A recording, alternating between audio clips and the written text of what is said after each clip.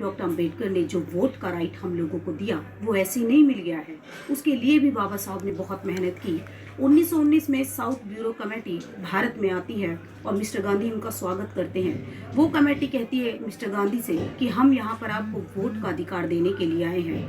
तो मिस्टर गांधी उनसे कहते हैं कि वोट का अधिकार आप देने के लिए आए हो, लेकिन वोट का अधिकार सिर्फ और सिर्फ 3 वर्णों को मिलना चाहिए।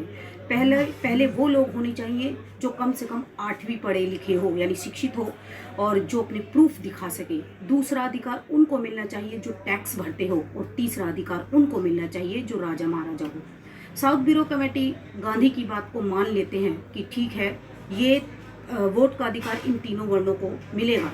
लेकिन जब ये बात बाबा साहब को पता चलती है तो बाबा साहब साउथ ब्यूरो कमेटी के पास जाते हैं और वहाँ पर जाकर उनसे कहते हैं कि यदि इस आधार पर आप वोट का अधिकार दोगे तो देश के 90% लोगों को वोट का अधिकार नहीं मिलेगा, क्योंकि मनुस्मृति के अनुसार वो लोग स्कूल नहीं जा सकते, शिक्षा ग्रहण नहीं कर सकते, तो कहाँ से आपको प्रूफ दिखाएंगे। वो लोग अपने पास पैसे इकट्ठे नहीं कर सकते तो ज़मीन जायदाद कहाँ से खरीदेंगे, टैक्स कहाँ से भरेंगे। तो इस आधार पर अगर आप वोट का अधिकार दे रहे हो तो बहुत बड़ा तबके को वोट का अधिकार नहीं मिलेगा। तो साउथ ब्यूरो कमेटी बाबा साहब से पूछती है कि डॉक्टर अंबेडकर फिर हमें क्या करना चाहिए। तो बाबा साहब कहते हैं कि हम एक चीज़ प्रूफ कर सकते हैं, और वो है कि हम इस देश के नागरिक हैं और हर साल हमारी उम्र बढ़ती है।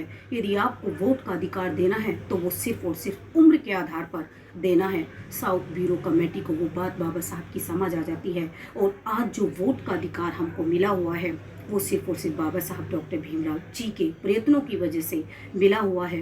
बाबा साहब डॉक्टर अंबेडकर का बहुत बड़ा एहसान है इस भारत देश पर, और उनके ऋण को हमें कभी भुलाना नहीं चाहिए। रिजर्व बैंक की स्थापना बाबा साहब ने की, यूपीएससी की स्थापना बाबा साहब ने की। आज जो लोग आईएएस पीसीएस बन रहे हैं वो बाबा साहब की बदौलत बन रहे हैं। तो बहुत बड़ा ऋण है इस भारत देश पर बाबा साहब का, और उनके एहसानों को हमें भूलना नहीं चाहिए। और इसी के साथ मैं अपनी वाणी को विराम देती हूँ। आप सभी को मेरा नमो बुद्धाय। जय भीम।